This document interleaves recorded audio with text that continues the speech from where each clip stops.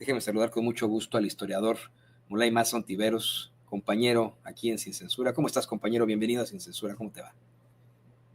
Buenos días, camaradas. Pues yo aquí muy atento, muy contento, porque pues para los historiadores y para mucha gente aficionada a la historia de nuestro país, pues es un sueño cumplido que un gobierno se tome la delicadeza de poner atención en estos hitos de la historia tan importantes, ¿no?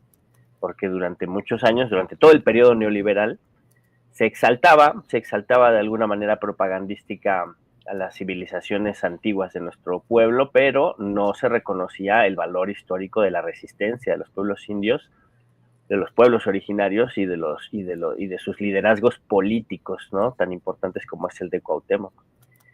Y mi queridísimo Toño, por aquello de las fake news, ¿no? Es muy interesante cómo justo en esta matanza que decía la presidenta, la matanza de Tochcatl, ¿no? A mediados de mayo de 1520, eh, empujada por Pedro de Alvarado, ¿no? De manera estúpida, como resultado de esa matanza, porque además esa matanza inició eh, cuando estaban desarmados los guerreros, porque era una veintena, una ceremonia de la veintena de Toshcatl, y estaban danzando, ¿no? Sin armas, y así los agarraron a los nobles y a los guerreros. O sea, fue un acto cobarde de parte de los gachupines, y eso provocó el enardecimiento del pueblo, el levantamiento del pueblo, y el asesinato de Moctezuma, que es una de las grandes fake news de la historia, porque en cualquier crónica española, y luego eso se retoma por los historiadores, dicen que el pueblo mató a Moctezuma porque se sentía traicionado el pueblo y le arrojaron una piedra anónima que le dio en la cabeza y lo mató. Y esa es la versión de los españoles. Y esa es la versión que se ha relatado a través de la historia. Pero pues si uno le piensa un poquito, pues está un poquito rara la versión de los españoles de que una piedra mató al antecesor de Cuauhtémoc, justamente, ¿no? A Moctezuma o Moctezuma. Entonces ahí tenemos una sospecha bastante infundada de que, una sospecha más bien bastante documentada, más bien, ¿no? Una sospecha con bastante fuerza de que Moctezuma fue asesinado por los gachupines que estaban muertos de miedo y justo pensaban que con ese levantamiento popular Moctezuma podía dirigir una resistencia mucho más potente y lo asesinaron, ¿no? Y ya después se viene toda la batalla con el regreso de Hernán Cortés, toda la batalla de la Noche Triste, ¿no? Que más bien es la noche de la resistencia y la victoria de nuestros pueblos. Y el asesinato de Moctezuma es lo que obliga a que el joven Cuauhtémoc asuma la responsabilidad de dirigir la resistencia. Pues así, esa es la bienvenida, camarada. Te mando un abrazo, Toño. Y un abrazo también. Qué interesante. Yo estoy anonadado de que durante mucho tiempo se le haya nombrado a esta importante avenida en la Ciudad de México que pues está entre San Cosme, Insurgentes, Reforma, se le haya denominado Puente de Alvarado. Híjole, me parece que en tiempos de la doctora Claudia Sheinbaum como jefa de gobierno es cuando le cambian el nombre, ¿no es así, Molay? Claro.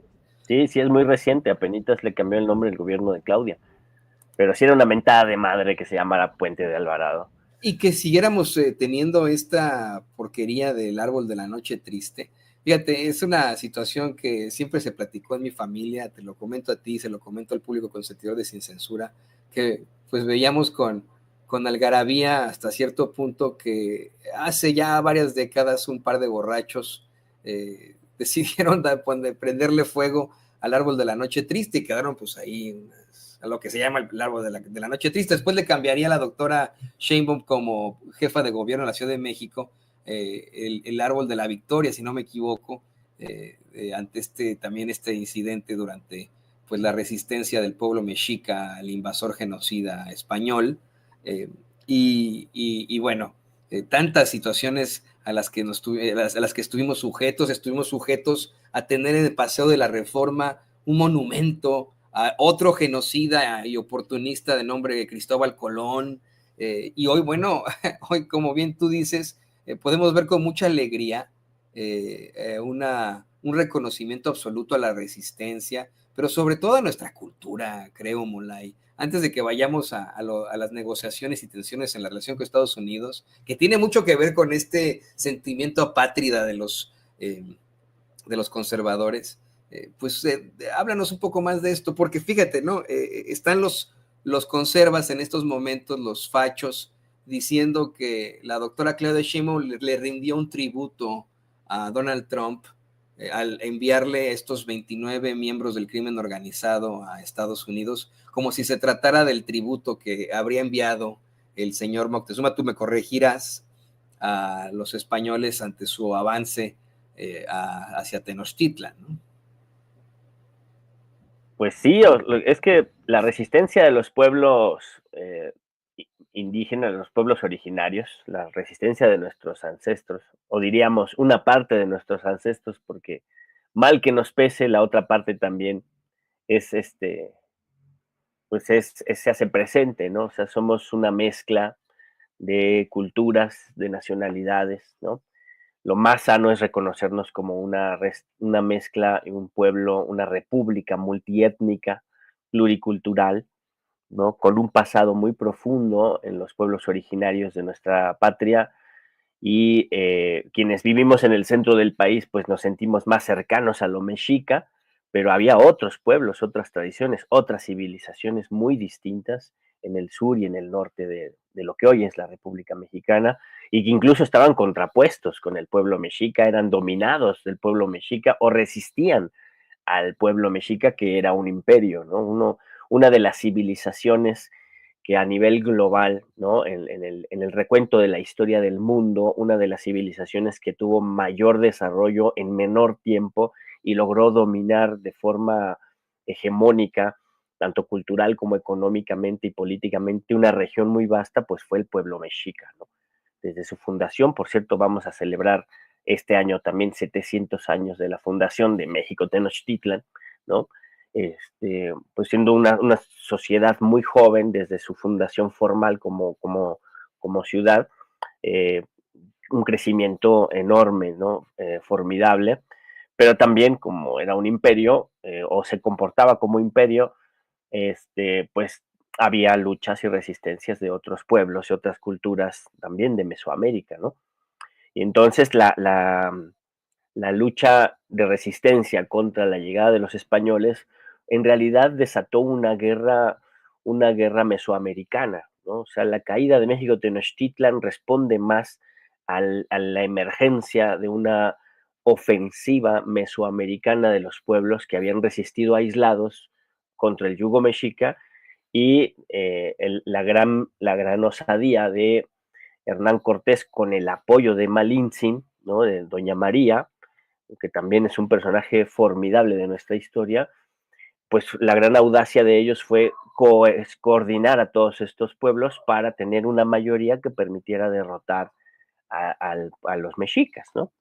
Y esa audacia, pues desató esta guerra mesoamericana, ¿no? De civilizaciones originarias contra civilizaciones originarias, en donde de manera oportunista cabalgó la victoria la minoría española, ¿no? La minoría gachupina que tenía experiencia de guerras de reconquista, ¿no? En España y de cruzadas, ¿no? De hecho, la guerra de reconquista para ellos es como una cruzada, y no, incluso cuando llegan a América, los españoles llegan con una mentalidad cruzada, una mentalidad de cruzados, ¿no? Llegan con todo este espíritu de saquear el oro, asesinar a los pueblos y imponer su religión, ¿no? Que es la lógica de las cruzadas, ¿no?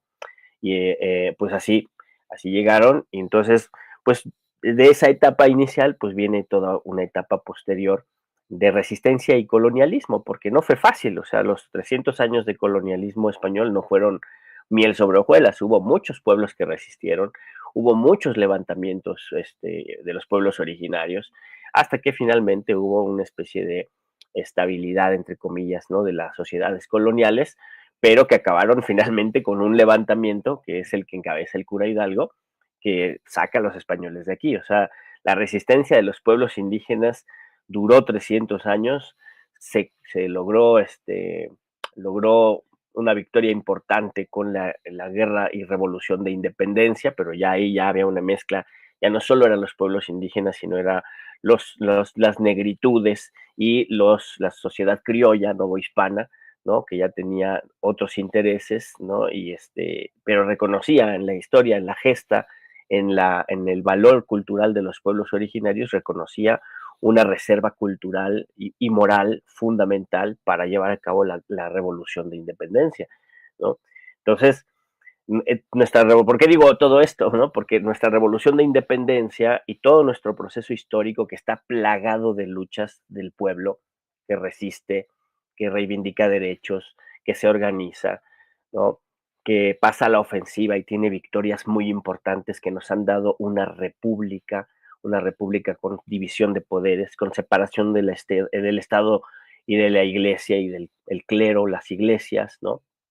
Que nos han dado una república de derechos, que en este proceso que llamamos Cuarta Transformación tiene un nuevo giro de rueda, un nuevo paso hacia adelante, después de que se había atorado desde la traición que hicieron los priistas a la Revolución Mexicana y luego la oscuridad neoliberal, se nos había atorado ahí el proceso de desarrollo de nuestra república, pero estamos retomando el paso. Y entonces, la, la defensa de la soberanía nacional, ¿no? Y la defensa de los derechos humanos, las libertades democráticas y el medio ambiente frente al fascismo, porque no es otra cosa. Por eso digo que es una relación tensa y una relación plagada de contradicciones y tensiones, una diplomacia compleja la que se está haciendo con Estados Unidos en esta etapa concreta, porque se está haciendo con un gobierno fascista, ¿no? Y no es cualquier cosa, ¿no? Claro que nuestra presidenta tiene que cuidar su lenguaje y tiene que comportarse como una mujer de Estado, ¿no? No puede decir lo que nosotros decimos, pero nosotros sí podemos hacer el análisis y ubicar qué es lo que estamos viviendo, ¿no? Y entonces estamos viviendo, fíjense, o sea, el gobierno de Donald Trump se plantea retrotraer la historia de la humanidad hacia el siglo XIX, así de simple. Al interior de su país está destruyendo al Estado, ¿no? Y está destruyendo los derechos ciudadanos, ¿no? Desde desconocer a los ciudadanos por nacimiento, ¿no? Que es una conquista histórica de los derechos humanos, de los derechos republicanos, ¿no? Que alguien que nace en un territorio, pues es ciudadano de ese territorio. La ciudadanía es una conquista histórica democrática, ¿no? Que es uno de los derechos fundamentales que hace iguales a los seres humanos en comunidad política.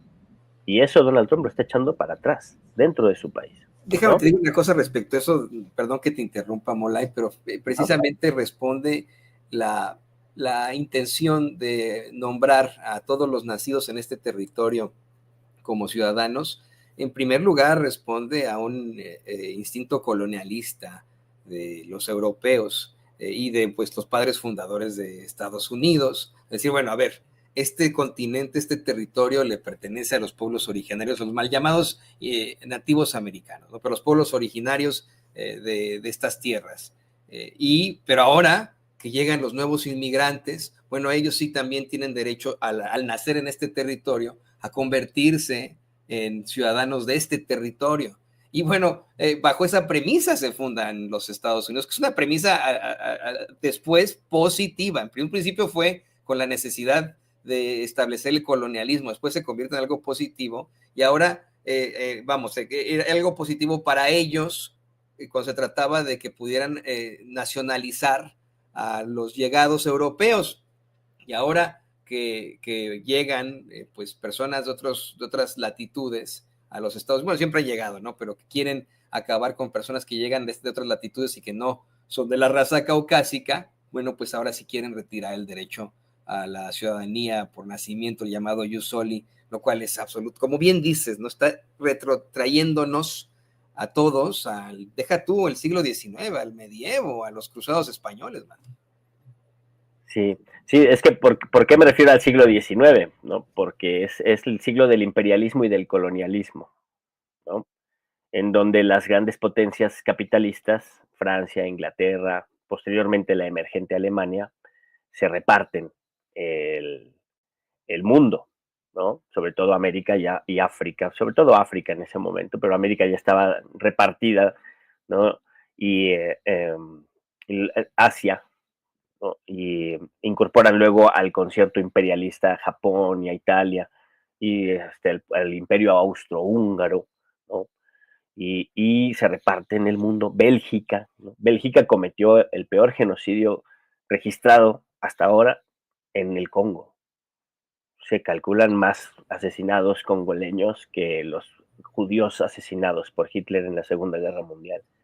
Pero de lo que se habla todo el tiempo es del genocidio de la Segunda Guerra. No, pues el genocidio que llevó a cabo el Leopoldo, el emperador de Bélgica en el Congo en el siglo XIX, inicios del XX, pues fue peor que el genocidio vivido por los judíos, ¿no?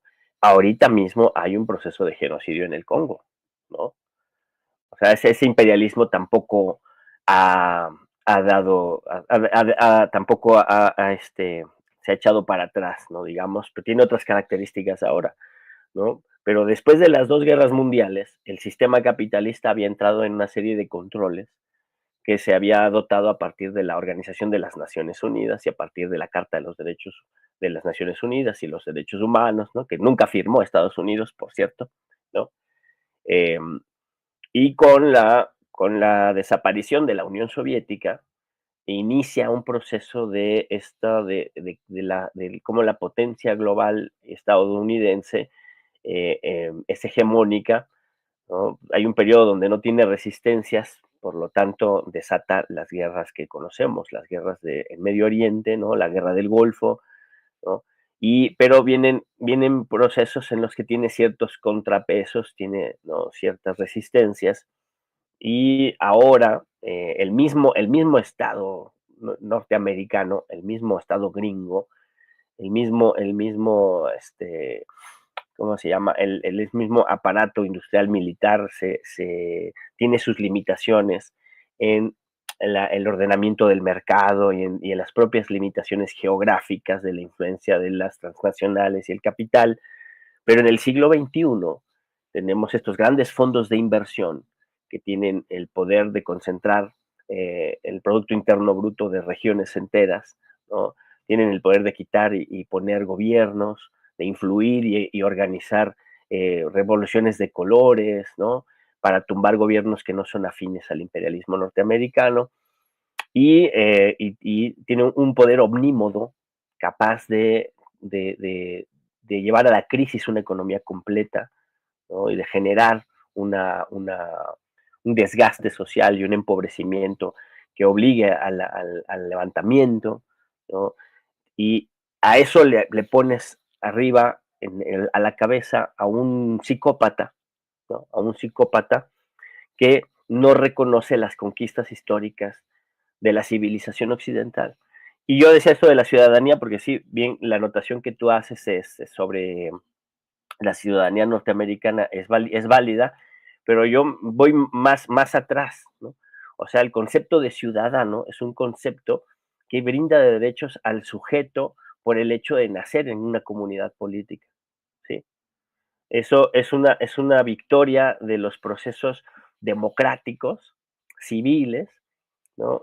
Durante toda la historia de la humanidad, ¿no? De que el ciudadano es sujeto de derechos y los derechos se van logrando cada vez para más sectores de la población, ¿no?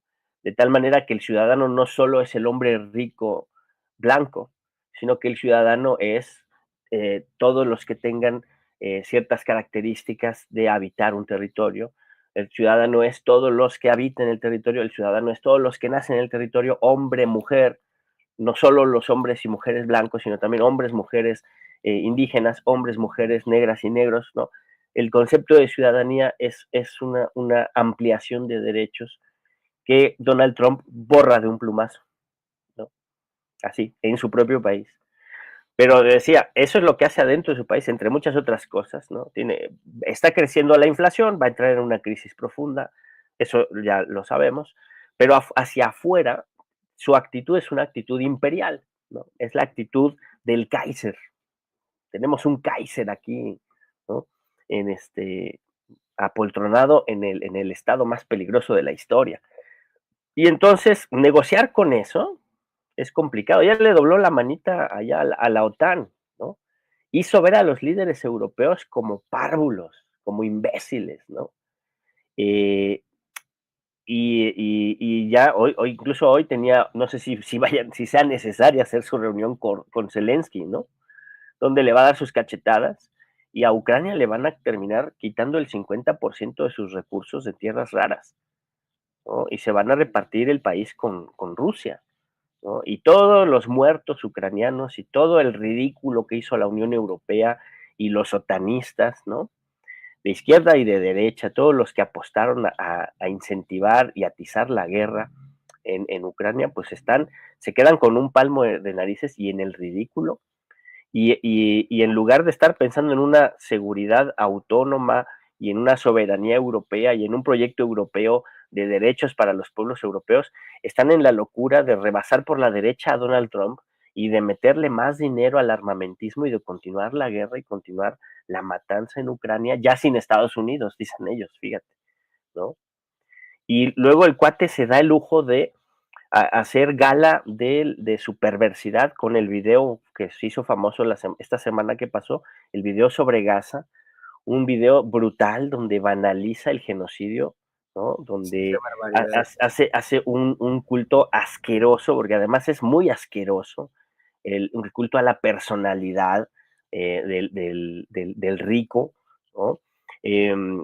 Con un discurso más que misógino y homófobo, eh, pone a los guerrilleros de Hamas bailando como mujeres allí, como bailarinas en la playa, ¿no? Una lluvia de billetes, ahorita la estamos viendo allí donde está Elon Musk, ¿no?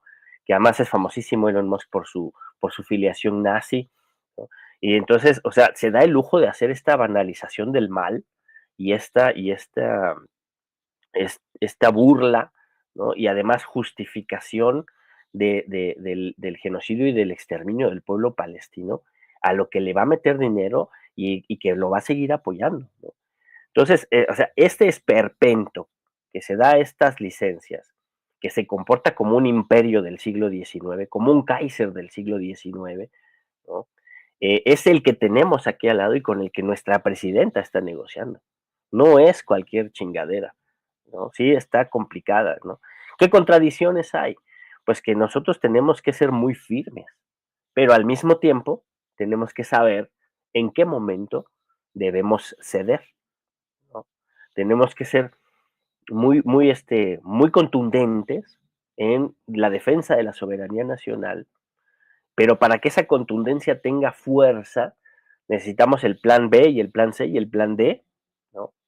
Que no los conocemos, pero desde el análisis nosotros podemos ver, o sea, el plan B y el plan C tienen que ver con el plan México, por supuesto, fortalecer la economía interna, desarrollar la industria, desarrollar la sustitución de importaciones en clave siglo XXI, no vamos a regresar al siglo XX, sino una sustitución de importaciones que nos permita construir las materias primas y los recursos que estamos trayendo del exterior y sobre todo los que extraemos de Estados Unidos, ¿no?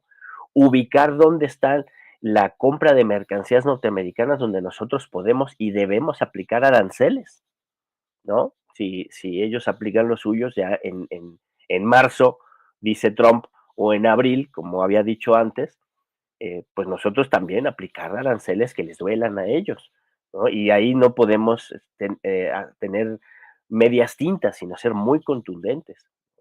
Y el proceso de reindustrialización del país, no frenarlo para nada, ¿no? Todo este proceso de reindustrialización y de reconstrucción del ferrocarril a nivel nacional para tener una conectividad en todo el territorio, para tener conectividad con los puertos de Salina Cruz y de Veracruz, ¿no? Y con todo el transísmico para convertir a México en una ruta comercial ineludible y además tener rutas y formas de circulación de mercancías en todo nuestro territorio de norte a sur, ¿no? Con corredores industriales capaces de armar cualquier tipo de maquinaria y que pueda negociar y convertirse en una articulación de la economía global relacionándose con Rusia y con China y con otros países, pero fundamentalmente Rusia y China, sin necesidad de estarle pidiendo favores a Estados Unidos, ¿no? Y ese es nuestro plan C y nuestro plan D,